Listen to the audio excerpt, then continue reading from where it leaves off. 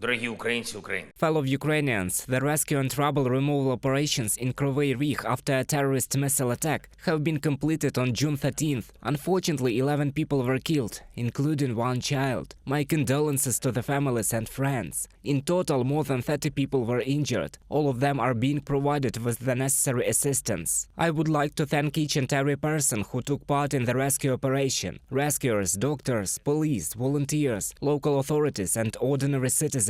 Thank you for every life saved. Thank you for every person you helped. This deliberate Russian strike on an ordinary city only proves a simple truth once again. Together with our partners, we must ensure such physical conditions that make Russian terror impossible. The first is our Sky Shield, a sufficient number of air defense systems of sufficient capacity, plus modern fighter jets. When the Russian ability to attack our cities and villages is physically limited by our Sky Shield, only then will the terrorist state realize that there are no alternatives to peace for all Ukrainians and defeat for Russia. The second is the destruction of the basis for terror, for the production of new missiles by a terrorist state. Unfortunately, Russia still has the ability to obtain critical components for missile production from companies around the world, including companies from some partner countries. These components are then shipped to Russia in various ways. If we take, for example, one of the missiles that hit Kryvyi Rih, about 50 components in it, mostly microelectronics, were produced in other countries, and representatives of our state met with diplomats from the respective countries. All partners have a list of companies that supply Russia with components for murder. This list is available. Everyone in the world also understands how Russian terrorists are trying to deceive the world, and we are waiting for conclusions and swift action to stop Russian missile terror. Ukraine has imposed sanctions on all companies in Russia that produce missiles. Such complete sanctions should be imposed globally against all of them. Every way of circumventing sanctions should be appropriately punished at the global level as well. Export controls our critical components must be tightened as much as possible. If someone acts as an intermediary or works together with Russia so that terrorists can continue to blow up residential buildings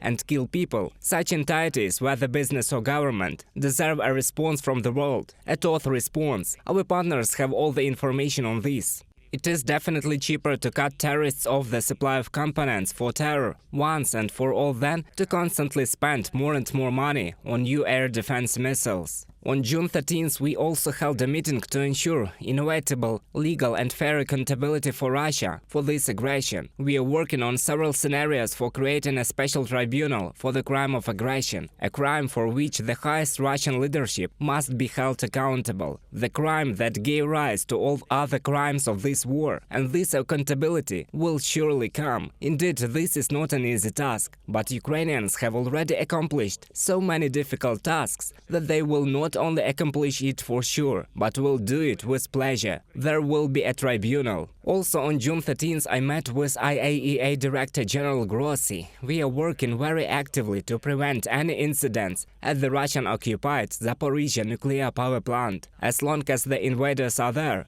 is a risk for the whole world, and this is obvious. Only complete deoccupation of the plant and its return to Ukrainian control can guarantee safety, and we will do everything for this. It's good that the IAEA is offering to send a group of experts to Ukraine to assess the consequences of Russia's destruction of the dam and other structures at the Kakhovka hydroelectric power plant. The world needs to know in detail what is happening and what crime against nature and people Russia has committed. I hope the IAEA experts will start working shortly. And of course, our warriors, our heroes. I thank all of you who are now in combat, who are protecting and advancing our positions. For example, the Bakhmut direction, and these are in particular the warriors of the 80th Separate Airborne Assault Brigade. There is advancement in different areas. I am grateful to you. Thank you for your extraordinary bravery. The units of the Tauria Operational and Strategic Group of Troops, despite extremely fierce fighting, despite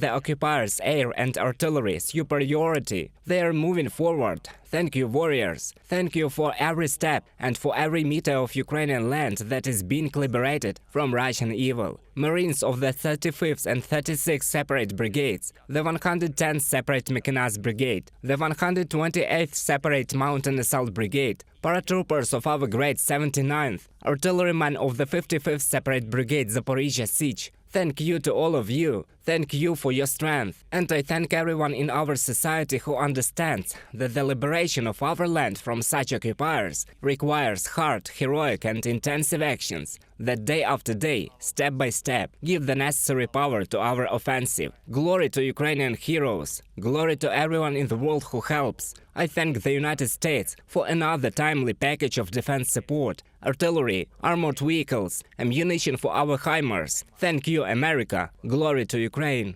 Слава Україні!